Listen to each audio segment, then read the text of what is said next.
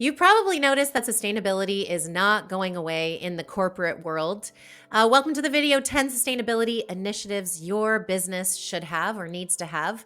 My name is Lindsay Hampson. I'm the president of ThisRock Inc. We're a sustainability consulting firm helping companies get certifications and ratings. All right, so why is sustainability still happening and not going away despite changes in politics all around the world? Well, stay tuned and I'll tell you. And then we're going to hit on 10 things your business could be doing to get more sustainable. What is the importance of sustainability in business today around the world? Well, it's a few things. Number one is there is growing customer demand for ethical or eco friendly brands. That's in B2C and B2B. So, if you're selling something to an end customer, if you're selling something to a business, a service or a product, it's really happening. We tell people, if you see a company in the news backing away from a climate pledge or from something from social impact, probably under the hood, there's five more companies that are doubling down on this or still doing this. The second is pressure from stakeholders. This could be your investors if you're looking for some investment in your business. It could also just be your employees, or it could be regulators. The third is rising climate risks and resource scarcity. It's happening. We're seeing it. We're seeing supply chain disruptions, crazy kind of weird weather that's really impacting the insurance industry, the business supply chain, and so on. And the last thing, which I think is the most proactive or exciting, is competitive advantage. All right, so here's the hit list. We're going to go through each of them individually quickly, but you can see we're talking about emissions, reporting transparency, we're talking about supply chain, we're talking about renewables, product design if you're a product manufacturer, circular economy, reducing waste, your awesome employees, climate risks and resilience. We're talking about health and safety and just making your people happy and have good working conditions. And finally, it's all that good stuff, community engagement and social impact outward into the world. Number one is always a no brainer to me. And I wonder why companies don't already do this. It's trying to figure out what your scope 1 and 2 emissions is to start. So go get the energy bills or electricity bills for all of last year, all 12 months. Go get that. Get the kilowatt hours. Also, go back and get natural gas bills and waste bills and any mileage or kilometers from the vehicles you own. So, see what I'm doing? I'm just collecting bills, and then we'll use an emissions factor and help you get scope 1 and 2 emissions for a baseline year. Then, when you get a little fancier, your company can start doing scope 3 emissions, which is upstream and downstream, a little more time consuming, but it's usually the bulk of your emissions.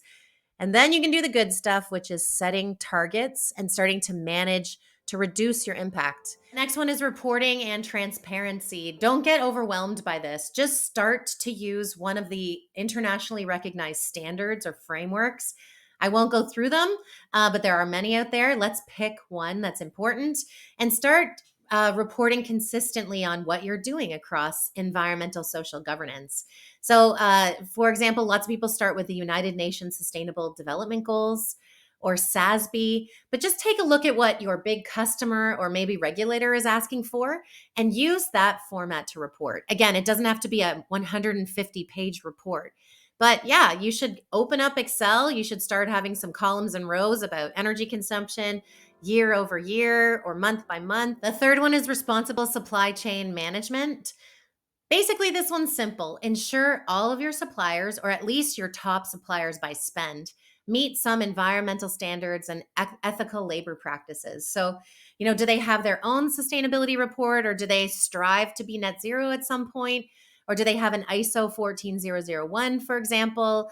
Or are they tracking to make sure that everybody in their supply chain is thinking about human rights and mitigating child and forced labor, for example? We have a few clients already doing number 4, which is renewable energy adoption. So things have been coming down in price related to solar and wind and so on. So if you're thinking renewable, now's a great time to start. So transition or think about transitioning to renewable energy sources. And why would you do this? This reduces carbon footprint and actually can reduce your energy costs as well. So number 4 is thinking through where your energy is coming from. Number 5 is sustainable product design. Again, this is obviously for those that have products, but think about the design of your products with sustainability in mind. You're probably already feeling that pressure. We have clients that have FSC certified wood, for example, or paper. They are starting to get pressure from their large customers to make sure that these products that they're buying from them are good, are sustainable, that meet criteria that their customers are demanding. So think through how your product is made, what materials are needed for it, and so on. Number 6 is an interesting one for me, and this is thinking circularity. This may be a new term for you. You can look up what does circularity or the circular economy mean. Basically, it means you don't always need to use brand new, fresh materials, virgin materials. There can be a way, or there can be a world where you're not always throwing things in the landfill or needing to always recycle. Maybe you can start refusing or building a product in a smarter way to reuse materials or reduce waste across your operations. So if you have a minute, head on out. What is in your garbage bin that gets picked up every week, for example? What are you getting in the door? What are you throwing into landfill? All that stuff costs money. Maybe there's a way to think a little smarter and reduce some of your costs for pickup for waste. Get smarter on the design of the way you do things at your business. 7 is employee engagement, well-being, and fair wages. This is all coming down to how do you treat the people you depend on day in and day out? Do you foster a workplace and a culture that promotes everyone to be involved, drive some of those sustainability goals? You know, people want to work for a company that cares and prioritizes their health, their mental health, physical health, and well being, and ensures that everyone is making a living. So, is getting not only necessarily minimum wage, but living wage, which is dependent on where they live in the world. 8 is climate risk and resilience planning. So I want you to think this one through, because if you took 0 actions at your company and just let years and years go by, you would probably come across some disruptions to your supply chain or insurance being an issue. So this one's all about assessing and preparing for climate related risks to ensure long-term business continuity and resilience. So think through if there is wilder weather or, smoky days where planes are canceled. How can you make your business more resilient to the physical and the regulatory risks that come with climate change? This one's all about, you might have heard of the Task Force on Climate Related Financial Disclosure. But basically, a risk team at a corporation may be thinking about a bunch of different things that may be a factor. Adding in climate related risks, super smart initiative to do at your business. 9 might come as a surprise to you, but when we think of sustainability at a business, we have to think about health and safety. This is probably something you're already doing. If you're a service-based business, maybe you're thinking about ergonomics training or making sure your employees are getting good healthcare or health access. If you're a manufacturer, you're probably training your folks on safety. You probably have a safety statement, safety hazard training, and so on.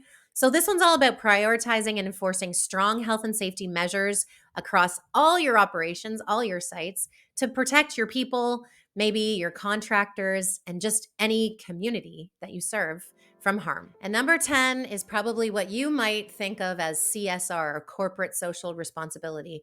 What is your business doing to give back to your community? Maybe you had volunteer days, or at the holiday season, you let people donate food to a local food bank, for example.